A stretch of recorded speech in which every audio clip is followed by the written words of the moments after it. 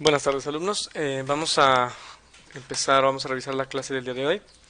El tema que vamos a revisar es levantamiento de datos y evaluación, que son partes de las fases de trabajo del campo cuando hablamos de nutrición comunitaria. Este tema ya lo habíamos revisado brevemente en clases previas, pero vamos a retomarlo, ¿ok?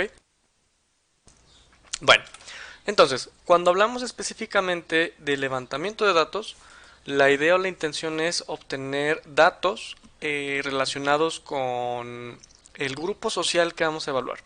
Y una forma de esto es obtener datos que ya existen, que pueden ser antecedentes de la población. ¿Qué hablamos de antecedentes? Por ejemplo, si yo quiero conocer la historia de la población, si yo quiero conocer, por ejemplo, historia relacionada a la fundación, ujú, por ejemplo, o si quiero conocer datos como la cantidad de personas o la población total, también lo puedo hacer. ¿Dónde voy a encontrar esta información? Lo puedo encontrar en diferentes lugares. La mayoría de las sociedades civiles y la mayoría de las organizaciones gubernamentales van a tener ciertos lugares donde encontramos parte de la información, como pueden ser centros municipales, alcaldías, centros gubernamentales. Y vamos a obtener principalmente datos sociodemográficos y datos de salud. ¿Qué puede ser un dato sociodemográfico? Por ejemplo, podemos obtenerlos a partir del INEGI, que nos podría decir, por ejemplo, la cantidad de personas que existen, la distribución de las mismas, pirámide poblacional, etcétera. Y si hablamos de datos de salud, podríamos hablar, por ejemplo, de Secretaría de Salud. Esto puede ser a través, por ejemplo, de centros de salud, o inclusive hospitales o unidades de atención. Por ejemplo, unidades médico-familiares. Sí, por decir algunas cosas. Bueno, otro de los lugares donde podemos obtener información es escuelas. En algunos sectores poblacionales o en las comunidades, usualmente la escuela funciona como el centro de reunión de la mayoría de la población. Entonces las escuelas suelen tener censos de los niños, de los papás, etcétera, de toda la información. Y entonces algunas de estas instituciones cuentan con información que es relevante. Por ejemplo, nos pueden decir un poco, perdón, nos pueden decir un poco acerca del ingreso socioeconómico, del trabajo, etcétera. Entonces, esto va a ser útil cuando hablamos de a nivel escuelas. Y, por ejemplo, podríamos obtener datos sociodemográficos de los estudiantes, del sector agropecuario, etcétera. Entonces, esto es una parte de lo que vamos a hacer. Bueno, ¿por qué es importante obtener información? Primero, para conocer la realidad local. Es decir, esto responde a la pregunta de cómo se encuentra la población. Ujú.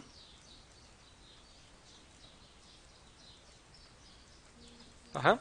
¿Cómo se encuentra la población? ¿Qué es lo que tiene en este momento? Y también nos ayuda a evitar el duplicar esfuerzos. Porque, por ejemplo, pues si yo quiero ir a una comunidad y quiero hacer una evaluación de la población que ahí está y resulta que ya otra persona lo hizo, pues entonces no tiene caso volverlo a hacer, ¿sí? Obviamente esto va a estar determinado o va a depender del tiempo. ¿Qué quiere decir? Pues puede ser que la última visita de esta comunidad haya sido, no sé, en el 2010 y ahorita estamos en el 2020, pues obviamente aquí va a haber un cambio importante y por lo tanto tenga que hacer una evaluación nueva. Y también nos va a ayudar a conocer programas y proyectos que ya se han realizado previamente. Cuáles fueron los resultados, qué se hizo, etcétera. Bueno,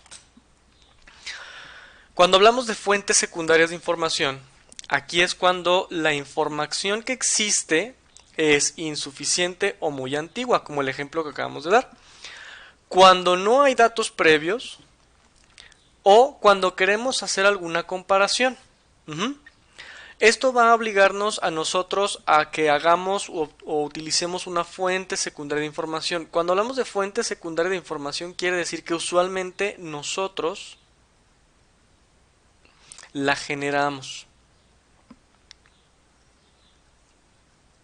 Ujú. Y entonces nosotros creamos la información que queremos. Y esto lo podemos hacer a través, por ejemplo, de la emisión de datos también muy precisos. Por ejemplo, si nosotros nos ubicamos en un periodo de tiempo, vamos a pensar, por ejemplo, 2012, y nos interesa obtener información del 2020 relacionado, por ejemplo, a alguna característica de la población, quizás el IMC.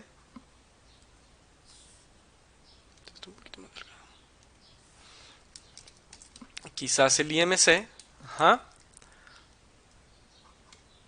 Entonces yo voy a tener una medición inicial en el 2012 que a lo mejor esta puede ser para cuestiones de información, este va a ser un dato existente. Ujú. Y la medición que yo realice en el otro momento va a ser un dato secundario o una información secundaria. ¿Sí? Bien. Esto es algo que nosotros vamos a tener en cuenta al momento de que estamos manejando información o obtención de información. Y usualmente cuando este esquema aparece es porque nosotros aquí queremos hacer algún tipo de comparación. Ujú. Ahí está. Y eso es cuando utilizaríamos datos secundarios, ¿no? Bueno, continuando. ¿Cómo le hacemos para obtener información secundaria? Tenemos obviamente pues diferentes métodos, pero los más importantes van a ser entrevistas, van a ser encuestas, van a ser observaciones, van a ser reuniones, etcétera, en las que a través de estas metodologías nosotros obtenemos distintas informaciones o datos secundarios. Encuestas y entrevistas específicamente vamos a utilizar aquellas que estén validadas. ¿Cómo sabemos que están validadas? Obviamente esto va a resurgir de que son encuestas que han sido sometidas a un estudio previo.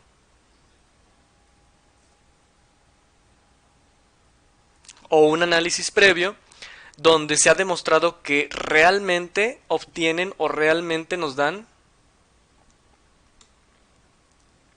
arrojan la información que queremos.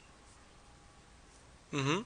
O sea, son fidedignas o son fiables. Por ejemplo, el recordatorio de 24 horas es una metodología validada para obtener información sobre el consumo alimentario. Y entonces, dependiendo de eso, pues hay que determinar la encuesta que vamos a utilizar. Si nos interesa a lo mejor el consumo de alimentos, hábitos, estado socioeconómico, algunos aspectos de seguridad alimentaria, pues vamos a tener diferentes elementos. Por ejemplo, si queremos de consumo, quizás pudiésemos utilizar un recordatorio de 24 horas. Ajá. Si nos interesa hábitos, tal vez podemos utilizar una frecuencia de consumo de alimentos. Si queremos algo de datos económicos, pues podemos utilizar una encuesta de ingreso económico. Ujú. Y pues si queremos seguridad alimentaria, quizás podemos utilizar la escala ELXA. Y así sucesivamente, dependiendo del dato que queramos, es la metodología que vamos a utilizar. Bueno, ¿cómo encuestar o entrevistar? Esto tiene que ver con una cuestión de actitud, de la forma de preguntar. Por ejemplo, pues una actitud amable, considerado y sensible. Pues ¿por qué? Porque las personas no saben o no entienden necesariamente siempre el por qué les preguntamos cosas. Entonces aquí siempre es muy importante empatizar. Ujú. La empatía es una de las habilidades que nos va a ayudar a nosotros a determinar la mejor forma de realizar una encuesta o una entrevista. Es importante siempre tener unas preguntas en un orden específico y un lenguaje adecuado. Ahorita vamos a ver algunos ejemplos. Y evitar explicaciones o sugerir respuestas. Si hablamos de este punto, por ejemplo, no es lo mismo que yo le pregunte a una persona, que yo le diga, suponiendo que yo escriba, consume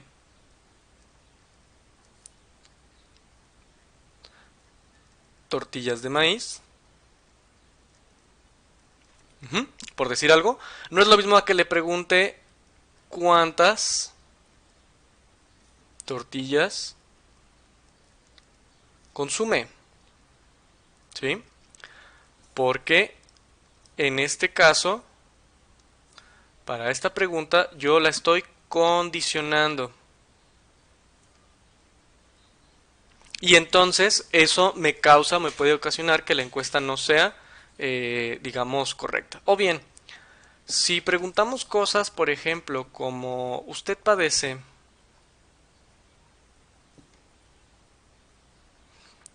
de diabetes?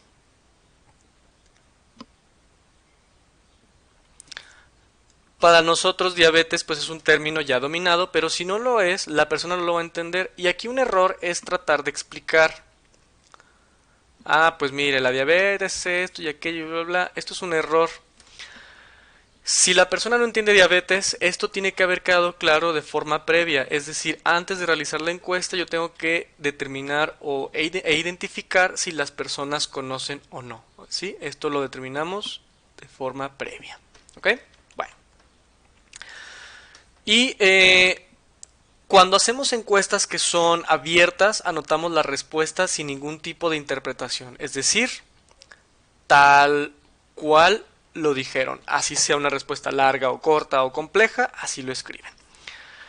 Esto rara vez sucede en León porque no tenemos grupos indígenas, pero cuando les llega a suceder en algún otro lugar es importante también solicitar información en idioma nativo y para esto pues obviamente a veces van a ocupar a alguien que les pueda traducir, algún traductor o un intérprete.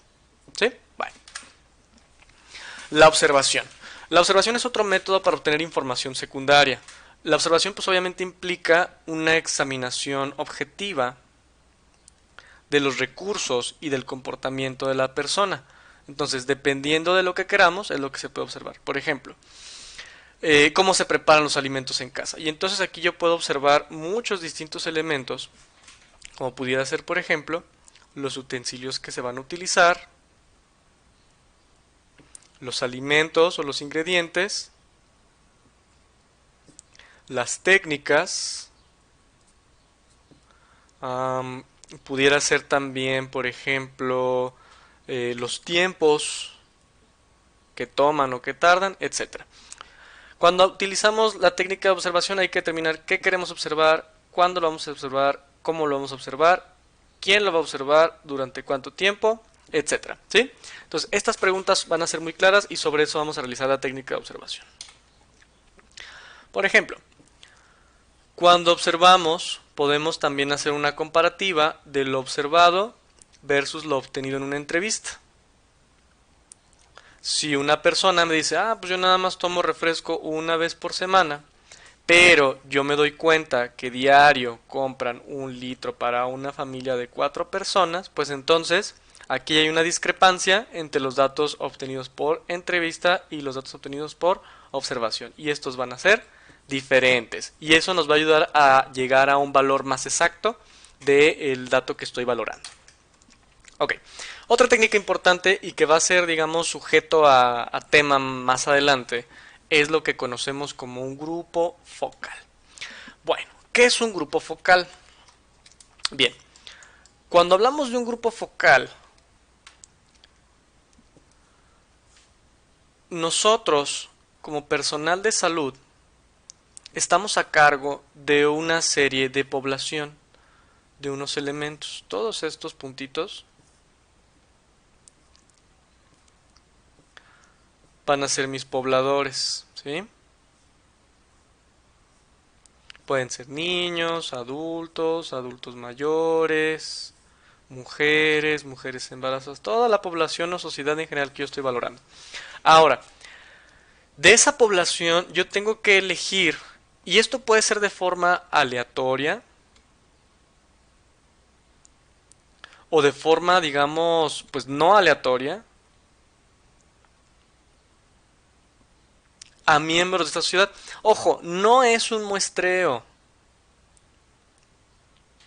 Parece como si lo fuera, pero no lo es. Porque a diferencia de un estudio de investigación, yo esta muestra busco que sea representativa. En el grupo focal no siempre se busca esto. O a veces el muestreo lo hago con la intención de que los datos que yo obtenga sean más, que sean homogéneos, que no estén sesgados a un lugar. Y a lo mejor aquí yo sí quiero que lo hagan. Porque, por ejemplo, si mi proyecto es, por decir algo, si yo estoy elaborando un proyecto que se trate de lactancia materna,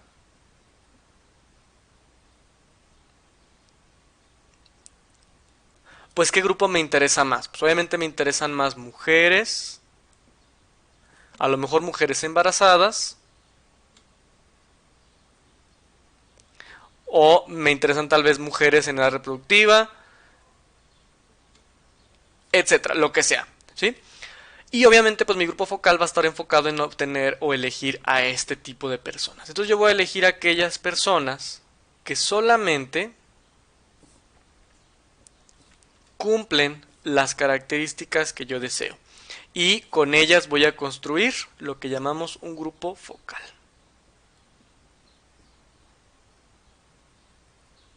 Focal por la palabra inglés focus, porque en algo me quiero enfocar, en algo me quiero especializar, y en este caso, pues en aquello que va relacionado a mi proyecto o a mi temática a resolver, ¿sí? Y entonces elijo solamente a las personas relacionadas a ello.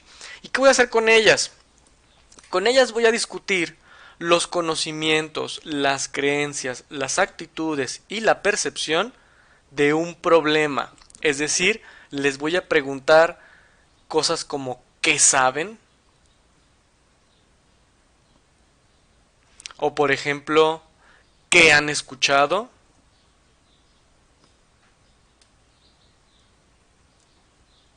O les puedo preguntar ¿cómo hacen tal cosa? Etcétera. ¿Sí? Un sinfín de cosas, pero relacionado a esto. ¿Ok? Y eso se llama grupo focal. Ese grupo focal va a tener que tener diferentes elementos. Tiene que tener un facilitador o un moderador, que es la persona que va guiando la plática, ¿sí? Esa persona va dando, como digamos, el permiso o el orden de la discusión dirigida hacia un tema de importancia, a manera de un juez, por así decirlo, que va cuidando la dirección de la discusión o de la conversación. Y también tenemos que tener un observador. El observador, como su nombre lo dice, solamente ve y observa lo que sucede. Esta persona se encarga de tomar notas acerca de la discusión, de las características, del lugar donde se realizó, de la fecha, del número de integrantes, de todos los detalles. Y esas observaciones las puede hacer idealmente a través de una anotación en texto, de una anotación en audio o una anotación en video, ¿ok? Es decir, yo puedo escribir, puedo grabar el audio o puedo grabar el video. Y con esto registramos las opiniones de los participantes. ¿Para qué? Pues para que finalmente podamos ver si hay oposición o si hay acuerdos o si hay diferencias entre lo que las personas creen, ven, entienden, perciben, se comportan en relación a un problema, ¿ok? Bueno. Una pregunta que también surge seguido es si tenemos que entrevistar u observar a todas las personas o todos los miembros de la sociedad. Como ya quedamos, puede ser necesario crear una muestra, que no es necesariamente una muestra como la de investigación, pero sí también podemos seguir las técnicas de muestreo de acuerdo a estudios epidemiológicos. Y podemos inclusive tomar algunas características de la muestra, pero recuerden, no es una muestra en el sentido estricto de la palabra, porque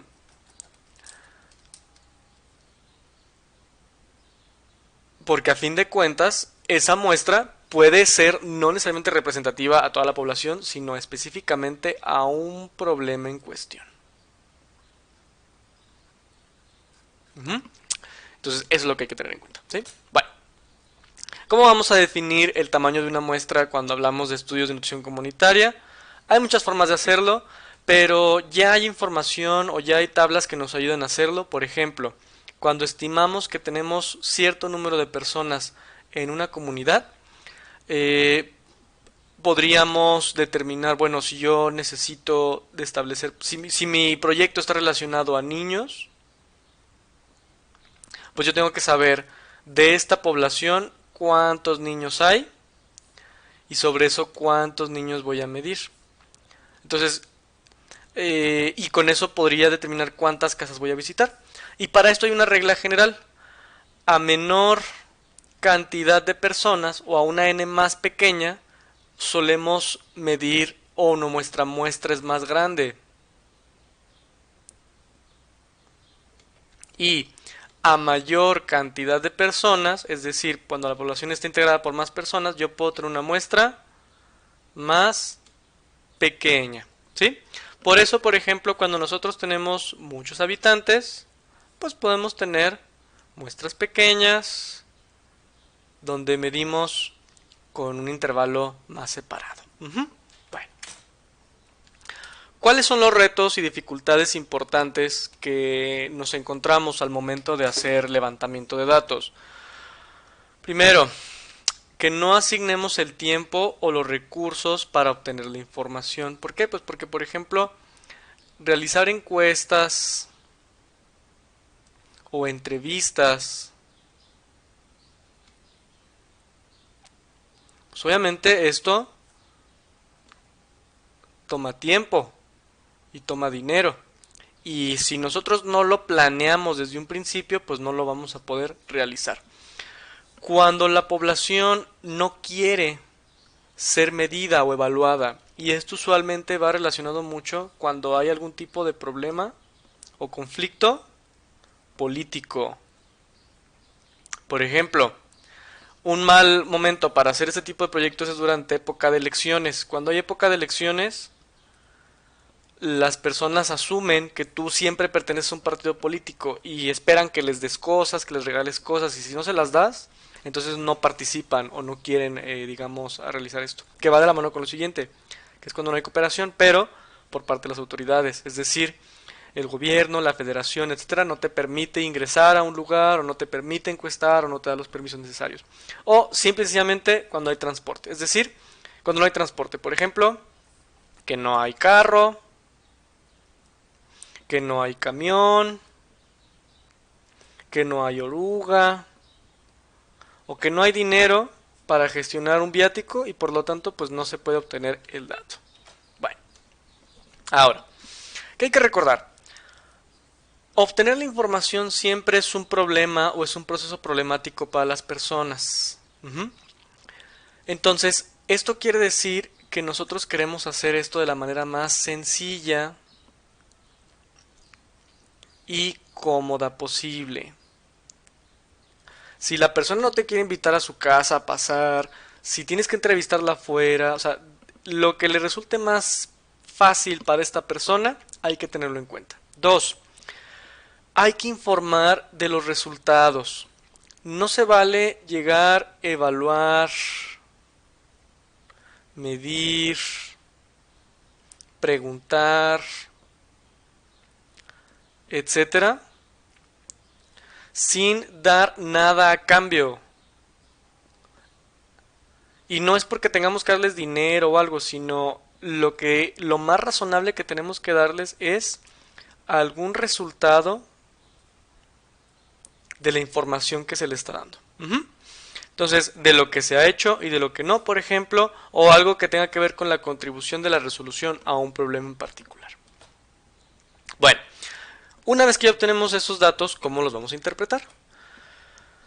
La interpretación tiene que ser registrada para un fácil análisis y podemos comparar esa información contra un patrón de referencia. De acuerdo a la encuesta o lo averiguado va a ser el patrón a utilizar. Por ejemplo, vamos a abrir un documento rápidamente.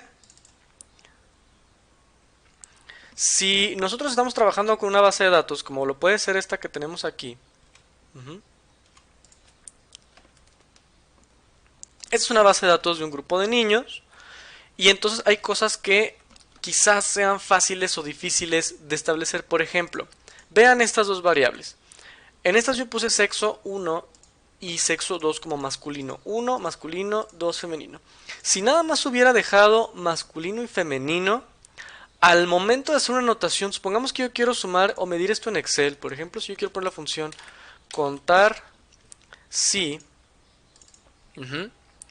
que yo quisiera contar todos los ratos y del criterio poner, por ejemplo, no sé, algún criterio que tengan valor de 1, pues obviamente no me va a arrojar un valor que sea correcto. ¿Por qué? Pues porque yo de inicio registré los datos con letras y no con números. En cambio, si hago lo mismo, pero aquí ya es más sencillo, porque entonces ya automáticamente me cuenta todos los unos, y los unos yo ya los he establecido como masculino. Entonces, cuando hablamos del registro de datos, para fácil análisis, hay que pensar en qué es lo que vamos a analizar al final y sobre eso cuál es la mejor manera de registrar la información.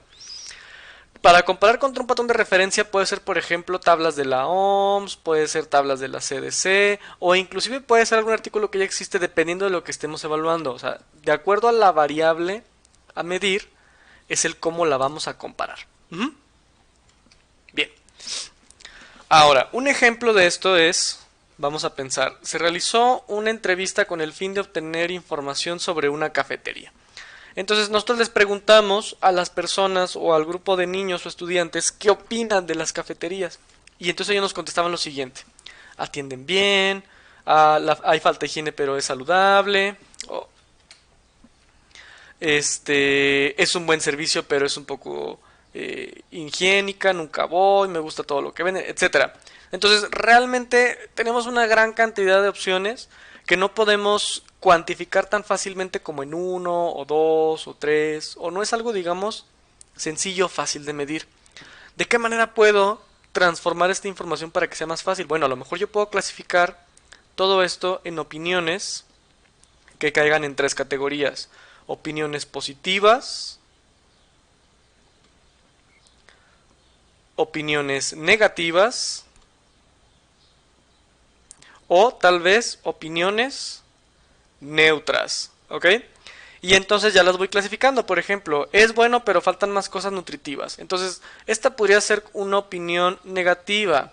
La cafetería está sucia pero tiene gran variedad de comida. Tal vez pudiera ser predominantemente negativa. O bien, podríamos agregar más categorías. Opinión principalmente positiva, pero con sugerencia. Y así sucesivamente. ¿Cuántas categorías voy a agregar? Las que sean necesarias para yo estar de alguna manera clasificando esta información y posteriormente poderla analizar y crear con ella alguna gráfica. ¿Sí? Bien. Y cuando nosotros hacemos esta clasificación, siempre hay que tener en cuenta pues las características de la dieta correcta como nuestra base para la evaluación de datos. Completa, adecuada, suficiente, inocua, variada, equilibrada, que ustedes conocen esto como CACIBE. ¿Qué son nuestras características? Bueno, ejemplo de esto. Vamos a pensar que tenemos una paciente femenina de 31 años de edad en donde se le hizo un recordatorio de 24 horas y se obtienen los siguientes datos.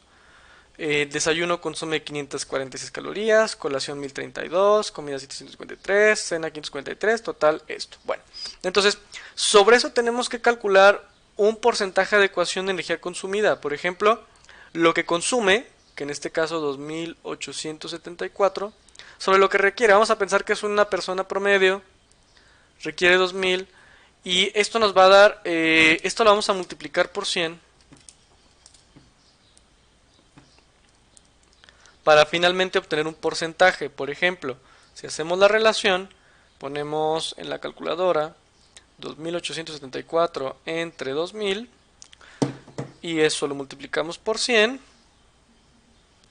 nos da un valor de 143.7%. Es decir, esto nos habla de un exceso de consumo de alimentos. Y si yo hago lo mismo con 15, 20 o 30 personas más, puedo obtener un promedio de porcentaje y sobre eso dar una interpretación de una variable en cuestión. Y lo mismo puedo hacer con hidratos de carbono, con proteínas o con lípidos. Bueno, si evaluamos el estado nutricional, pues recuerden utilizar los parámetros del ABCD, utilizar fuentes confiables de información, como puede ser la OMS, el IMS en adultos, peso, edad, peso, talla y talla de niños, etc. Esto es algo que en general ya saben. Ok, entonces, esto de la obtención de información es algo que consideramos relevante o consideramos importante porque es la base o es el fundamento de todo proyecto de nutrición comunitaria. Entonces, una de las herramientas más relevantes en cuestión de esto es el grupo focal. Para eso, yo les he dejado en la plataforma de Blackboard un artículo. ¿Sí? Déjenme abro rápidamente la plataforma de Blackboard para que puedan verlo.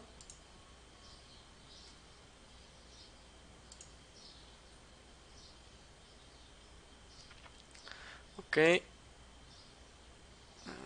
Si ustedes se van al apartado de cursos, donde van a estar nuestros cursos, aquí nutrición y comunitaria. Ok, en esta parte yo ya les habilité clase 230320, que es justamente la clase de hoy. Y aquí está resumen de artículo grupo focal. Esta va a ser una actividad que ustedes van a tener que realizar relacionada con esta clase. El archivo adjunto, artículo del grupo, entonces si ustedes lo abren, les va a arrojar este artículo. El grupo focal como técnica de investigación cualitativa.